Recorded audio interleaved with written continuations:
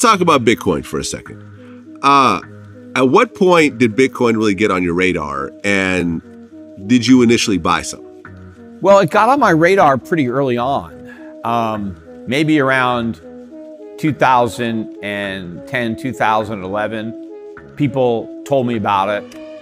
So, and that's the only way I heard about it, was from people telling me. I mean, obviously it wasn't like in the news the way it is today. They weren't talking about it on TV nonstop like they do today. But in libertarian free market circles, there were some people that were playing around with it.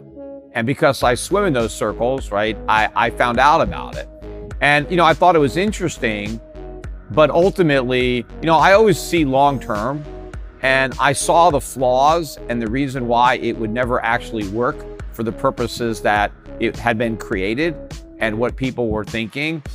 And I didn't buy it. But the mistake that I made in not buying it, I just did not see the potential that it would catch on, that so many people would be taken in by it and be fooled by it, such that, you know, you could have this gigantic, you know, pyramid, Ponzi, chain letter type of effect.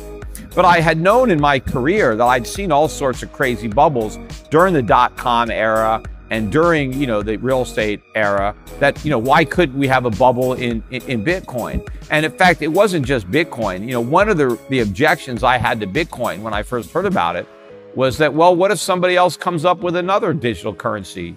You know, what's to stop that from happening? I mean, there could be an unlimited number of these.